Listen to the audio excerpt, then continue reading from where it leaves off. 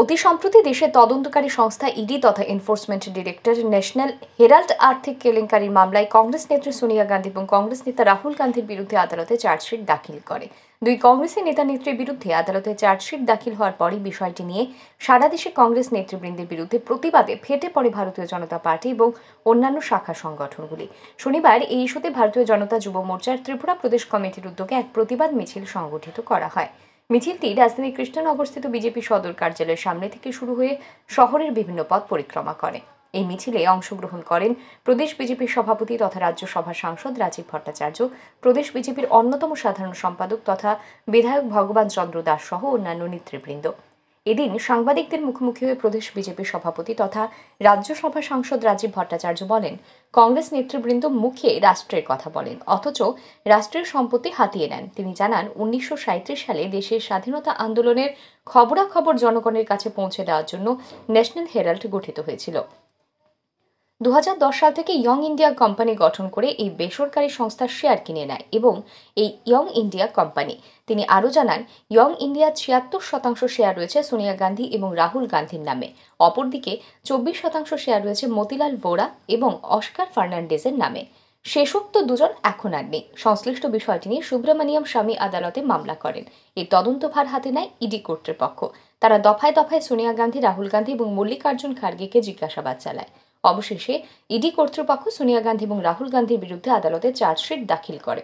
প্রদেশ BJP সভাপতি জানান, এই ঘটনায় গোটা দেশ আজ কলঙ্কিত, দেশের জাতির কাছে লজ্জার। এর প্রতিবাদে সারা দেশে বিজেপি প্রতিবাদ মিছিল সংগঠিত করে চলছে। মিছিল থেকে সংশ্লিষ্ট বিষয় নিয়ে দেশবাসীর সামনে তুলে ধরা হচ্ছে। এই কর্মসূচির অঙ্গ হিসেবে শনিবার ভারতীয় জনতা যুব মোর্চা ত্রিপুরা প্রদেশের উদ্যোগে এই মিছিল বলে জানান প্রদেশ বিজেপির সভাপতি তথা রাজ্যসভার সাংসদ Rajib Bhattacharya. কংগ্রেসীরা young India company নামে একটা কোম্পানি ফরমেশন করেন এবং আমাদের এই যে ন্যাশনাল হেরাল্ড যে সংস্থার একটি অবাণিজ্যিক সংস্থা, তার শেয়ার হোল্ডার কিনে নিয়ে এই ইয়ং ইন্ডিয়া কোম্পানি যে কোম্পানি ফরমেশন করা হয়, সেই সমস্ত টাকা, সমস্ত সম্পত্তি ন্যাশনাল হেরাল্ডের সমস্ত সম্পত্তির মালিকানা হয়ে যান। এর মধ্যে এই ইয়ং ইন্ডিয়ার 76% শেয়ার সোনিয়া গান্ধী আর রাহুল গান্ধী, আর 24% শেয়ার মতিলাল ভোরা এবং অস্কার ফার্নান্ডেজ। আজকে তারা দুইজন নেই, কিন্তু এই সোনিয়া গান্ধী এবং রাহুল গান্ধী তারা এই দেশের যে মানুষের যে টাকা নয় করা, সেটা প্রমাণিত হয়েছে। আমরা ধিক্কার জানাই।